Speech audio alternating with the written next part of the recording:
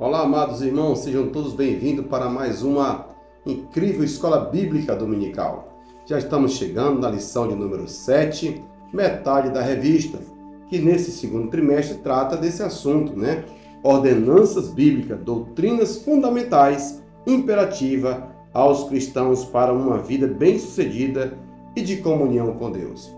O título da lição de hoje, a lição número 7, é Ordenança para uma vida de fidelidade e lealdade, ok? Sem mais delongas, vamos direto ao ponto para estudarmos esta lição. Vamos meditar, fazer alguns comparativos entre essa vida de fidelidade e de lealdade, ok? Então, sem mais delongas, vamos direto ao ponto. O texto áureo, além disso, requer-se nos dispenseiros que cada um se ache fiel. 1 Coríntios 4:2.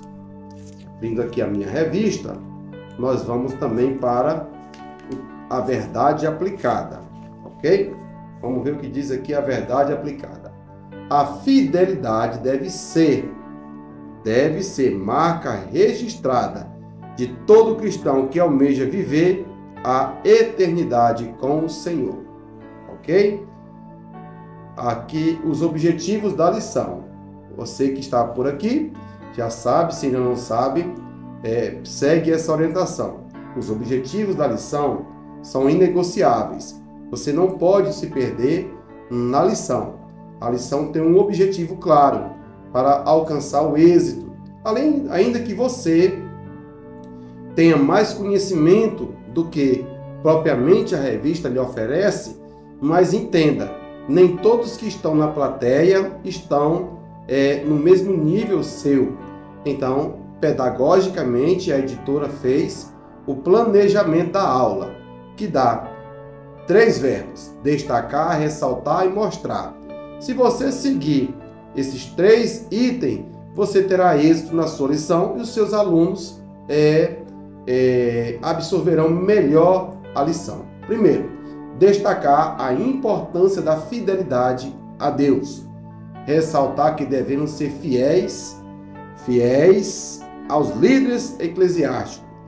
Mostrar a necessidade de ser fiel à igreja e ministério. Amém? O texto de referência se encontra em Lucas 16 e 1 Coríntios capítulo 4. Diz assim o texto de referência: quem é fiel no mínimo também é fiel no muito. Quem é injusto no mínimo também é injusto no muito. Lucas 16:10. Pois se nas riquezas injustas não fortes fiéis, quem vos confiará as verdadeiras? E se num alheio não fortes fiéis, quem vos dará o que é vosso? 1 Coríntios 4. Que os homens nos considerem como ministro de Cristo, dispenseiro dos mistérios de Deus. Além disso, requer-se nos dispenseiros que cada um se ache fiel. Virando a página, você vai encontrar aqui a primeiro tópico. Tópico 1. A fidelidade a Deus. Fidelidade do latim fidelis significa atitude de quem é fiel, de quem tem compromisso com aquilo que assume. É uma característica daquele que é leal, confiável, honesto, verdadeiro, cujos hábitos, comportamento ou atitudes permanecem constantes, mesmo que haja mudança em alguma variável. Fidelidade a Deus é temê-lo, andar nos seus caminhos. Salmo 1:2:8. Vamos ver o que diz o Salmo 1:2:8. Eu sei que você já sabe de cor e salteado, Veja o que diz Salmo 1:2:8. Salmos 1:2:8.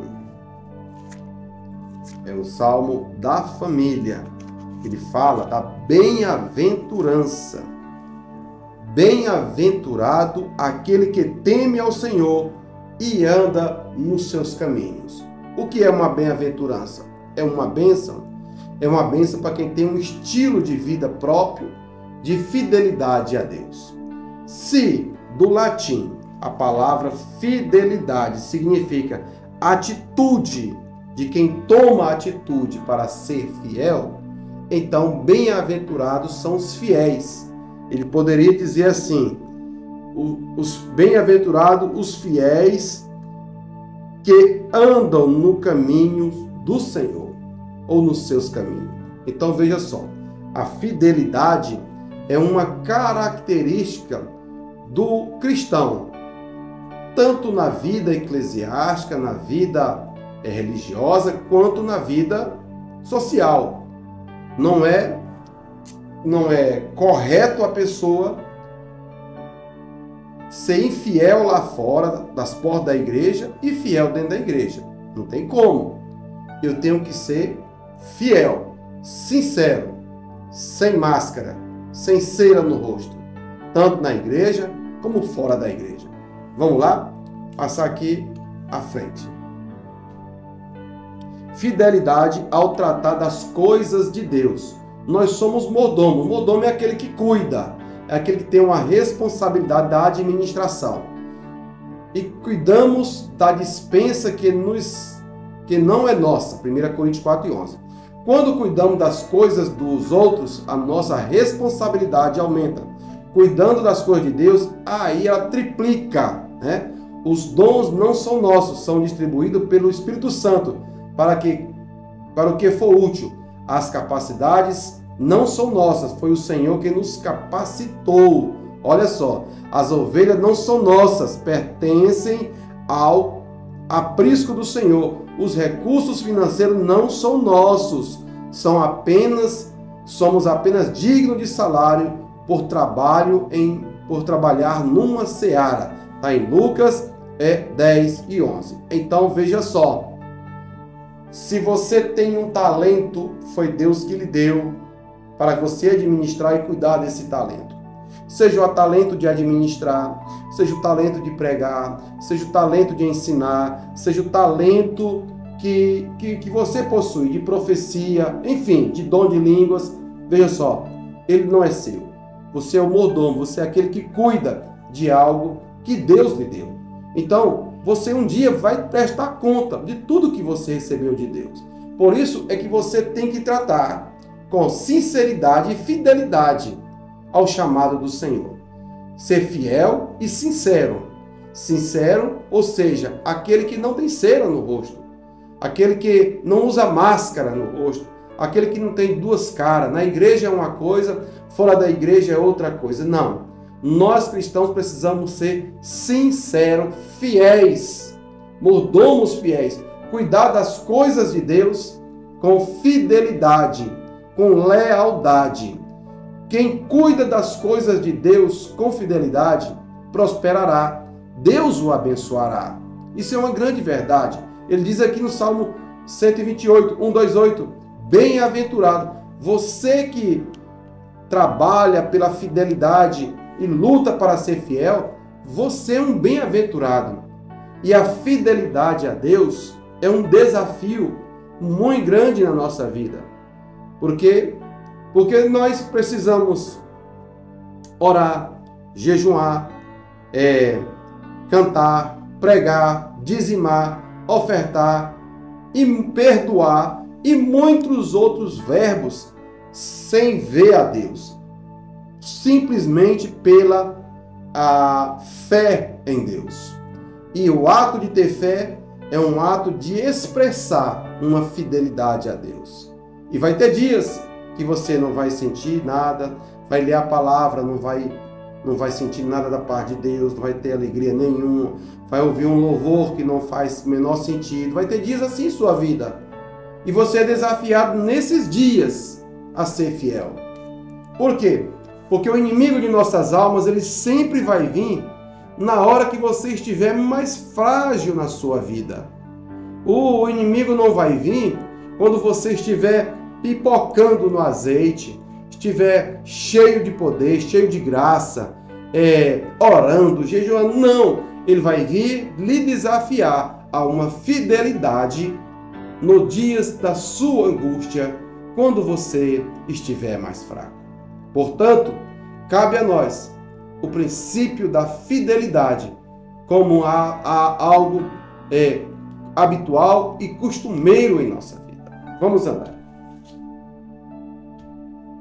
Fidelidade é fruto de um novo nascimento. Após a experiência do novo nascimento, o Espírito Santo começa a produzir em nós várias qualidades que vão fazendo parte do nosso caráter, à medida que andamos em Espírito. Vamos ver o que diz Gálatas 5:22.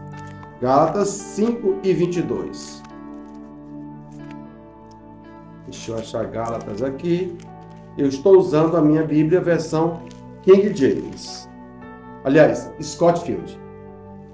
Pode dar alguma diferença. 5:22.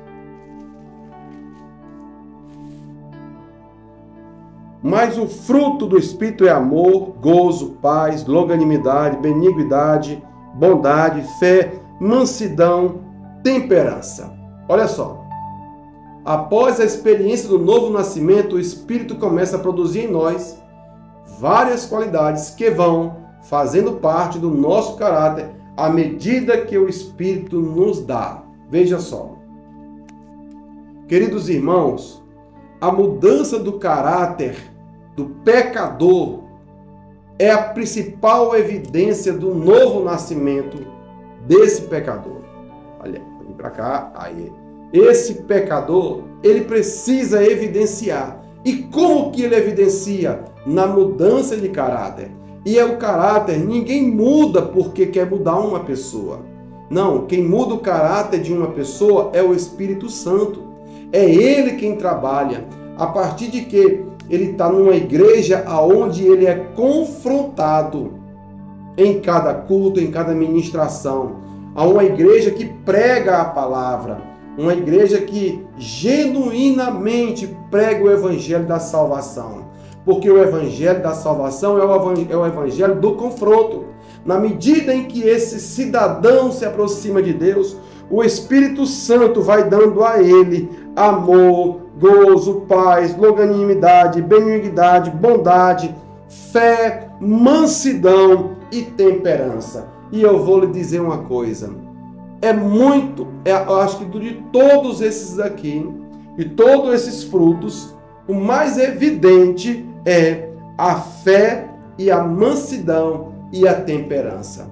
É o mais evidente na vida de um novo nascido em Cristo. Nós precisamos evidenciar que somos convertidos, nascidos de novo, a partir dos frutos do Espírito em nossa vida. Tá? Vamos andando. Fidelidade às doutrinas cristãs. A Bíblia é um manual de normas, prática e fé. Normalmente nós usamos somente como regra de fé e nos esquecemos que ela é composta de muitas normas, regras, ordenanças, estatutos, mandamentos, leis divinas, orientações. Todas elas precisam ser praticadas, pois a fé precisa das obras para se firmar. Tiago 2:14. Jesus disse que todo aquele que ouve as palavras e não as cumpre, e não as pratica, será comparado ao homem insensato, que edificou a sua casa sobre a areia. Vamos ver o que diz Tiago. Tiago 2:14. Tiago 2:14. Vamos ver aqui. 2:14 diz o seguinte: meus irmãos, que proveito tem se alguém disser que tem fé e não tiver as obras? Porventura a fé pode salvá-lo? Não, sem as obras, e sem as obras, sem a fé. Porque vamos entender isso aqui. Vamos entender isso aqui. As obras é a evidência de um crente convertido. É a evidência. Não necessariamente que para você ser salvo você tem que ter obras. Mas as obras evidenciam que você é uma pessoa convertida. Mas acontece que uma pessoa aceitou Jesus ontem e morreu hoje. Ela não tem obras. Precisou de obra para ser salva? Não, não precisou. Acontece que a pessoa tem mais de 20 anos que aceitou Jesus, está na igreja, serve a Deus, mas não faz nada. não ajuda em nada, não contribui em nada, as suas obras não aparecem. Que sinal é que eu demonstro que eu sou um cristão verdadeiro? Se eu não entrego dízimo, se eu não oferto, se eu não ajudo na igreja, se tem um mutirão, eu não vou ajudar, se tem uma célula, eu não vou, se tem um culto de jovem, eu não contribuo, se tem um passeio, eu não faço questão de ir. Como que essas obras vão evidenciar a minha vida de mudança? Porque não é comum que a ovelha se isole. A ovelha se isola quando ela está doente. Quando a ovelha está doente, ela se isola, tá? É normal que a ovelha queira estar com os outros, junto com os outros. Então, a minha fé, ela vai produzir obras. E essas obras vão produzir fé. E minha fé, obras. E obras, fé. Mas, para que eu seja salvo, a única coisa que eu preciso é crer no Senhor Jesus Cristo como meu único e suficiente Salvador. Amém? Isso e ponto final. Porém, um crente que não tem obras é um crente morno, frio, que não houve mudança na vida dele. E o Espírito Santo, ele produz em nós mudança. E se não está produzindo, tem alguma coisa errada com essa pessoa. É natural que os frutos do Espírito apareçam na vida dessa pessoa. Se não está aparecendo, alguma coisa precisa ser verificada, consertada. Amém? Vamos lá. A fidelidade aos líderes eclesiásticos. Veja só, agora aqui nós temos que ter muita atenção. O comentário bíblico Moody sobre 1 Tessalonicenses 5, 12 e 13, Paulo está falando da autoridade espiritual, a qual envolve admoestações, advertência, especialmente onde esteja envolvida conduta irrepreensível. Ele diz no Senhor, a tarefa de sustentar e fortalecer os crentes é digna de respeito em si mesma. O comentário bíblico Moody diz o seguinte: aviltar a liderança ou criticar a autoridade é semear discórdia. Vamos ver o que diz 1 Tessalonicenses 5. Vamos conferir direitinho.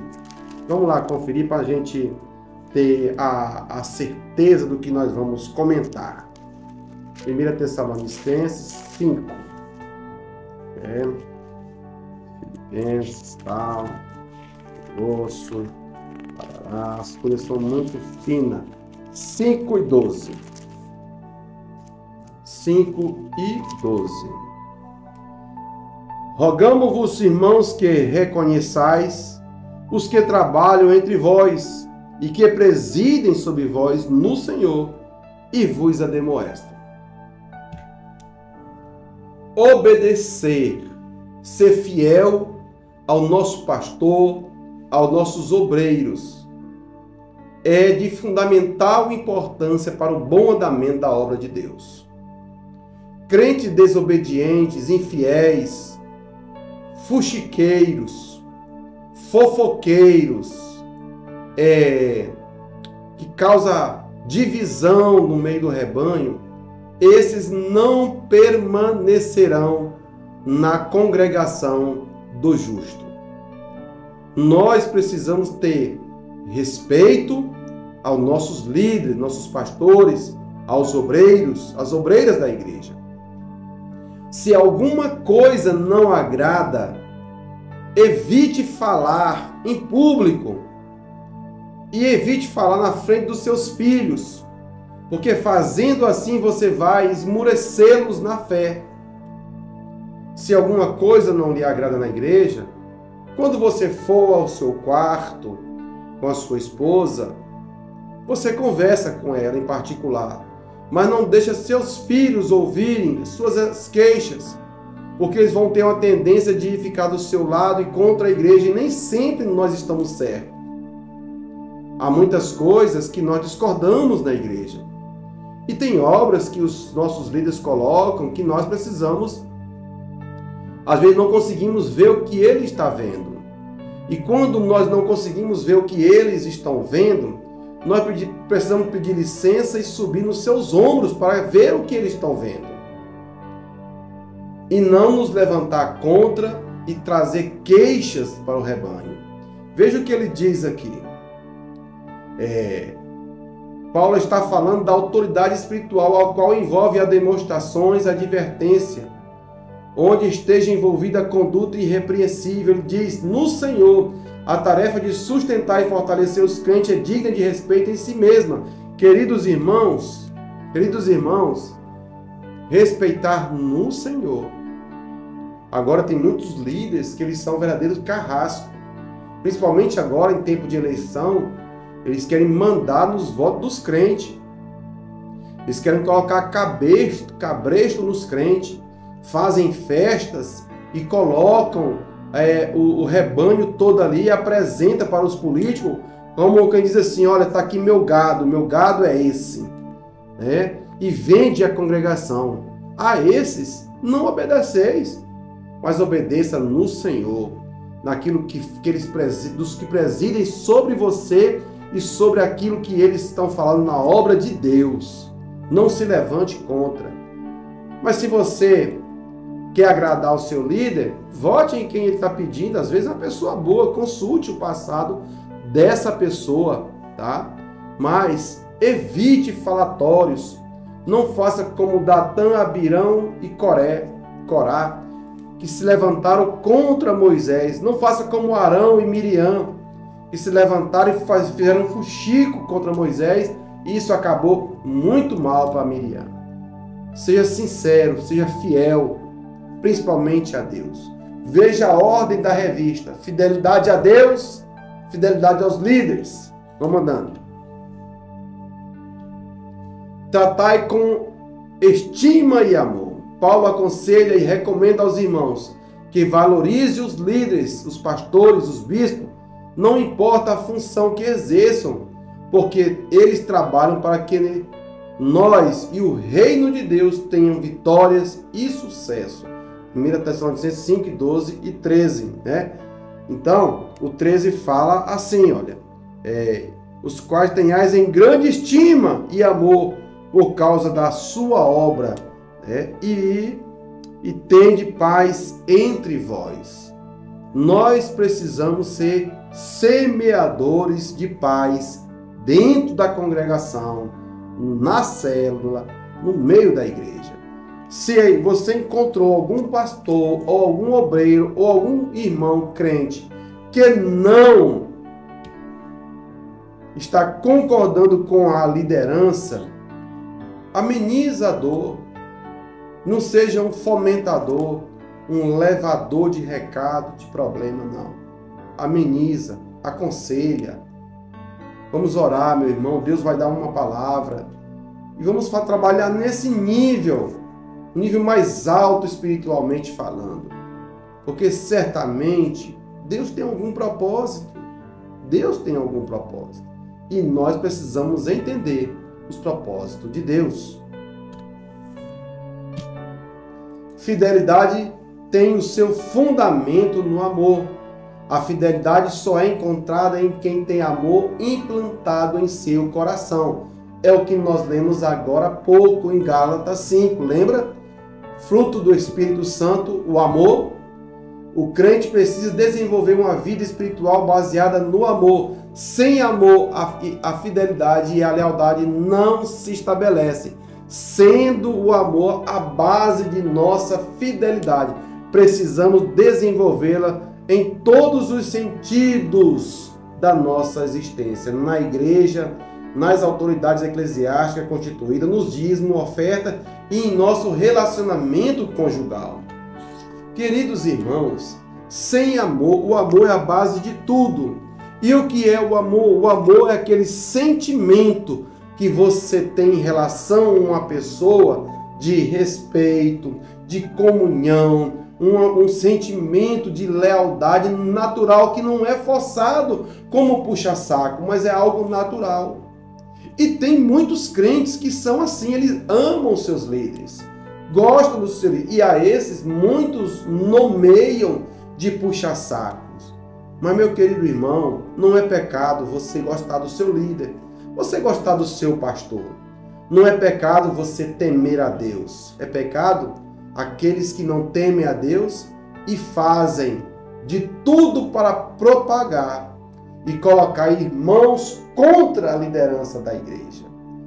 A esses não se associai. As más conversações corrompem os bons costumes. Se tem algum problema na igreja e você quer saber, procure por líder. Procure saber. Se não é da sua conta, vá cuidar de sua vida. Largue isso de mão. Vá orar. Se o irmão caiu, não se alegre. Chore com ele. Vá visitá-lo. Manda uma mensagem. Não torça para que a liderança daquela pessoa caia em fracasso. É comum quando troca a liderança, alguns se levantam e torcem para dar errado. Se der errado, é a obra de Deus que está dando errado. Você tem que torcer e fazer de tudo para que a obra dê certo e que aquela pessoa tenha sucesso. Mas às vezes o orgulho é tanto que o desejo dessa pessoa de ver o outro fracassar é maior do que o desejo dele ver a obra de Deus dando certo. A esses, nem se aproxime. Fidelidade é recompensada pelo Senhor. Na parábola dos talentos, Mateus 25, Jesus diz que um dia Deus nos julgará, mas esse julgamento não avaliará a nossa capacidade, e sim a nossa fidelidade. Jesus não olhou a quantidade que cada servo granjeou. Mateus 25, 21, 22. Vamos ver o que diz Mateus.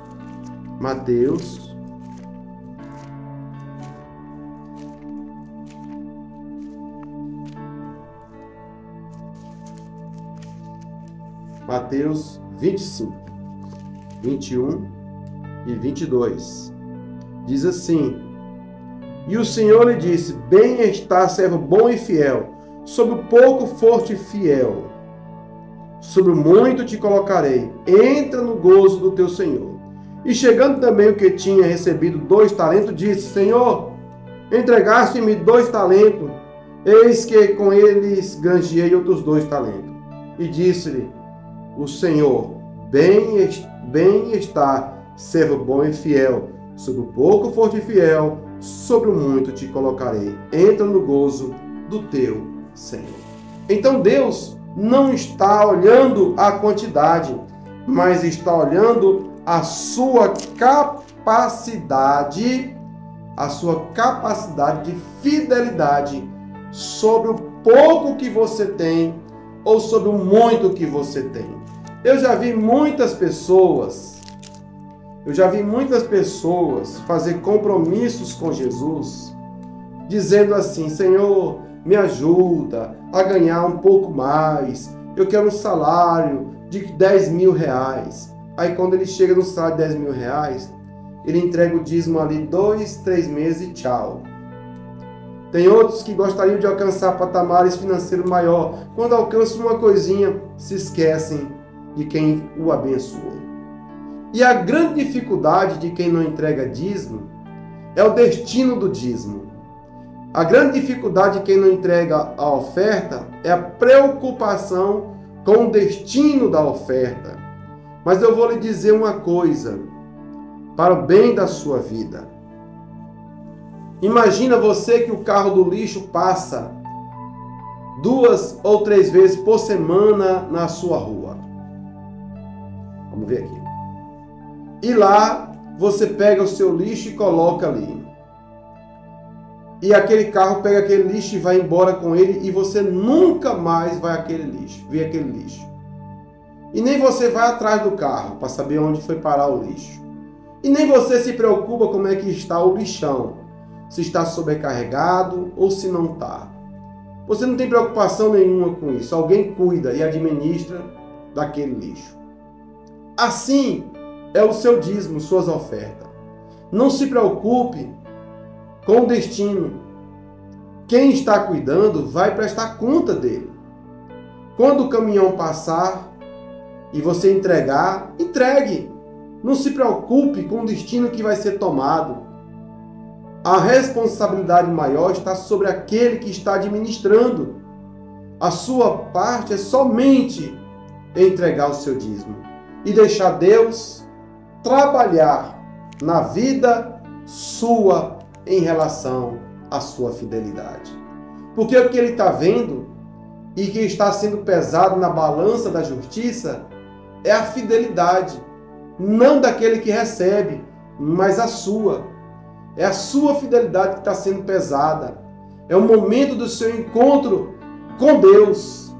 E eu lhe digo, aquele que entrega dízimo e oferta, ele é abençoado pelo nosso Deus, pelo Deus que nós servimos. E se alguma coisa não está dando certo, faça prova com ele. Senhor, por que as coisas não estão encaminhando? Eu vivo doente, gastando com remédio, meu carro vivo quebrando. Por que está dando errado, Senhor? Eu não estou te sendo fiel? Faça prova com Deus. Mas seja fiel. Não importa a quantidade. Não importa a quantidade. A fidelidade à igreja e ao ministério. No dicionário de português, lealdade é sinônimo de fidelidade. Sim, as duas palavras nos remetem à mesma coisa. Mas nós queremos mostrar uma pequena diferença nas atitudes do dia a dia. Define-se lealdade por ser uma pessoa plenamente confiável, com retidão moral, honestidade na apreciação verdadeira, amizade. Não fala pelas costas, guarda o segredo, a ela é confiado. A lealdade mostra uma pessoa sincera, pessoa franca, pessoa com verdade, com postura de educação e respeito. Uma pessoa leal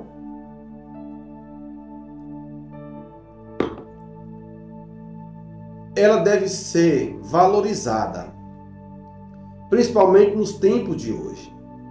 E vou lhe dizer mais, não é difícil encontrar pessoas leais. É muito fácil encontrar pessoas leais. O que você tem que fazer é sempre fazer a prova e filtrar quem é seus amigos, quem anda com você, quem está com você. Jesus andava com a multidão, mas ele tinha um ciclo de 12, depois ele tinha um ciclo de 3, e depois ele tinha um ciclo de 1. A vida é bem assim. Nem todos que estão em nossa volta são nossos amigos. Nem todos que andam conosco querem ver o nosso sucesso. Nem todos que estão ao nosso lado torcem para as coisas dar certo para nós. Na verdade, a maioria só quer tirar proveito. Mas não é difícil você encontrar pessoas leais, pessoas sinceras, amizades boas. Agora eu convido você a fazer uma lista desses últimos 5 anos das suas amizades e você colocar no papel quantos tem, quantos passou e quantos ainda restam. Faça isso. Depois você faz uma mais profunda. Pega nos últimos 10 anos da sua vida e vai nomeando quantos teve, quantos tem e quantos sobrou. Porque com o tempo afasta as pessoas, mas não afasta as verdadeiras amizades. O tempo não afasta. E a palavra de Deus nos diz que tem vizinho que são mais chegados do que um irmão, do que um parente próximo.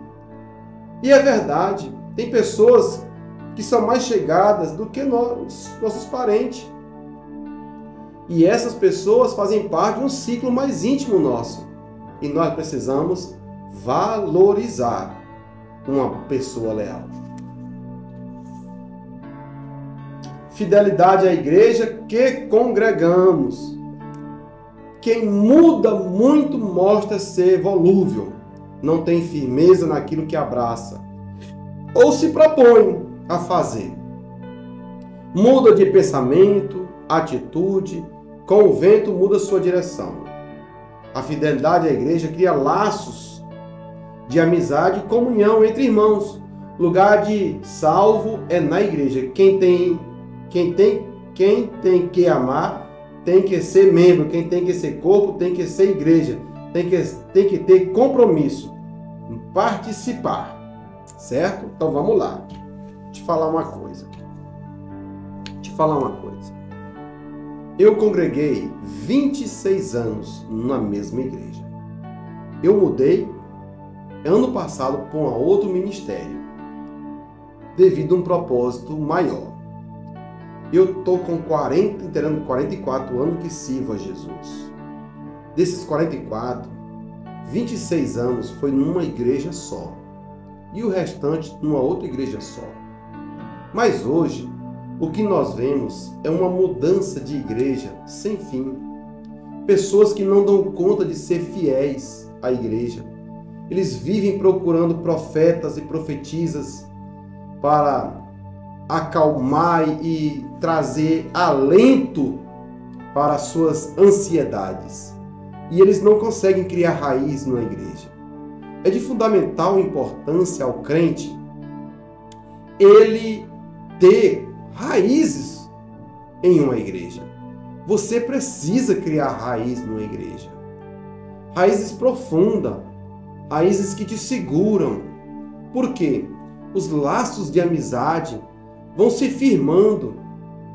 Quem muda muito de igreja se mostra uma pessoa não confiável, uma pessoa insegura, como um menino, como o apóstolo Paulo fala, levado por todo o vento de doutrina. Nós não podemos agir assim. Nós precisamos criar raízes no ministério, numa igreja. E assim nós nos firmaremos na palavra de Deus. Isso não impede de você visitar uma igreja, de um irmão, de um amigo, ou até mesmo ir numa festividade. Mas você tem que ter uma base, uma raiz sólida em um lugar.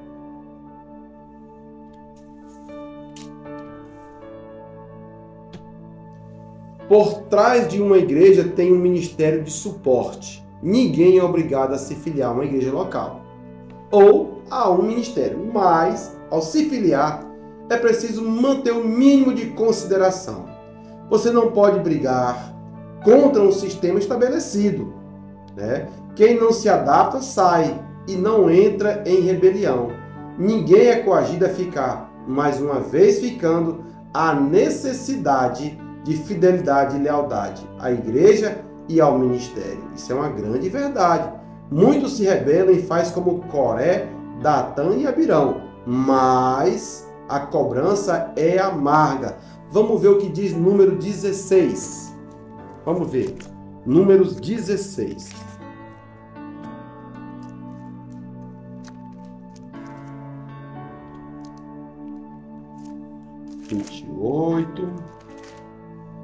Números 16.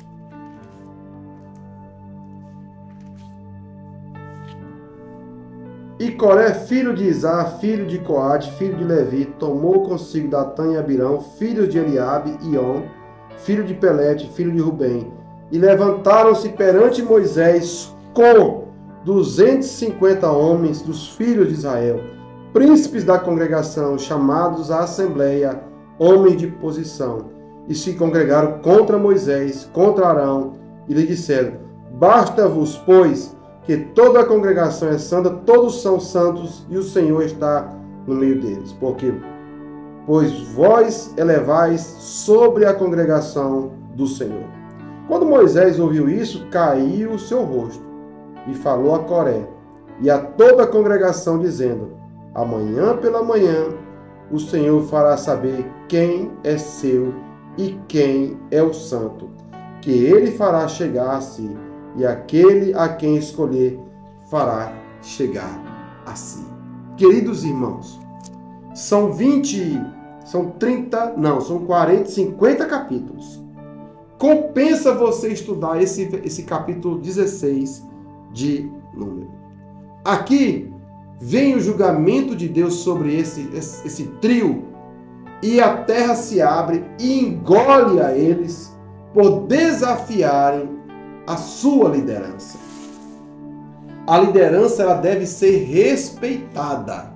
Você pode até discordar no âmbito administrativo, mas não toque na unção, na graça, na autoridade de seu líder. Se você não concorda, você faz o seguinte: procura um lugar para você servir a Deus. Não fique sem servir a Deus, sem congregar. Não entre nesse exército dos descongregados. Mas, se você resolveu ficar, aceite as determinações, a direção da igreja. Por quê? Porque existe a liderança, e a liderança é feita para isso, para liderar, para dar a visão. Mas é comum que nem sempre a visão da liderança nos agrada. Mas nós devemos ser sóbrios e honestos, leais. Muitas coisas eu engulo, outras coisas eu não engulo. Eu gosto é assim, eu gosto é assado. A igreja não está para satisfazer aos gostos pessoais, mas no geral. E quando a liderança dá uma palavra, é muito feio, é ridículo. Lá no banco, lá na plateia, lá na nave, há um obreiro, uma obreira, um crente ficar balbuciando, desprestigiando a liderança. Não faça isso. Cuidado. O Senhor pode te repreender de forma duríssima, porque a liderança ela deve ser respeitada. Por que que um torcedor de torcidas organizadas ama e respeita suas torcidas e cumpre o estatuto? Por que que crentes não podem cumprir os estatutos que estão estabelecidos pela liderança da igreja? Ora, quando a coisa não é de caráter moral, de caráter repreensível, que merece repreensão, é escândalo, eu devo me comportar como um obreiro, um homem e uma mulher de Deus, como um cristão, e não me levantar contra o meu líder. Mas quando é no âmbito ético e moral, de escândalo, principalmente na área sexual, eu não devo aceitar. E eu preciso também externar para os líderes da igreja o meu descontentamento. Porém, eu não devo lançar essa pessoa no inferno, porque Deus é misericordioso para perdoá-lo. E nem me alegrar com a queda daquela pessoa, mas vigiar para que eu não caia também, e orar por ele e ajudá-lo na caminhada. A lealdade firma a fidelidade. Normalmente a fidelidade é marcada pela espontaneidade do leal perante algo ou alguém, algo voluntário que autentica e homologa a fidelidade. Mas nem sempre é o que mostra fidelidade, mostra lealdade. Lealdade está ligada ao tratamento pessoal, fidelidade está ligada ao cumprimento dos deveres. Como exemplo, poderíamos usar um contrato feito a uma empresa de telefonia celular. Quando nós fazemos um contrato de fidelidade por um ano, normalmente goza de alguns benefícios, como mais serviços à disposição, menor preço na conta telefônica, fica fidelizado por um ano, mas posso não ser leal e qualquer mau serviço prestado, eu detono a empresa. Falo mal da empresa, da administração, não dou referência a outras pessoas. Meu plano de fidelização acaba sendo só por conveniência e não por consciência. Isso não é honesto, não é mesmo honesto. Muitas pessoas buscam mostrar fidelidade e lealdade por conveniência, porque querem tirar algum benefício. É o famoso carvão, apagado te queima, apagado te suja, aceso te queima. Nós devemos buscar ser pessoas fiéis e leais, não pelo interesse próprio, mas por uma questão de conduta ética, que o Espírito Santo nos moldou, nos tratou e nos deu um novo caráter. É por isso que eu devo ser fiel e leal. Eu não devo ser fiel e leal porque eu tenho um cargo na igreja. Não, eu sou fiel e leal com ou sem o cargo da igreja. Eu sou fiel e leal independente de eu estar numa posição boa ou não na igreja. Eu sou fiel à minha igreja porque dentro da minha igreja eu criei raízes. Eu sou fiel ao ministério porque hoje eu pertenço ao ministério. Eu tenho que ser fiel aos meus líderes porque o Espírito Santo transformou a minha vida. É assim que funciona. Amém? Que Deus te abençoe. Seja fiel e leal. Não importa o que vão dizer de você. Não importa o que os outros pensam de você. O que importa é o que Deus fala de você. O que importa é o que sua consciência fala de você. Amém? Que Deus te abençoe e te guarde. Shalom, shalom. Paz e prosperidade sobre tua vida. Não se esqueça de deixar o like da fé. Muito obrigado. Até a próxima, se Deus assim permitir. Um grande abraço.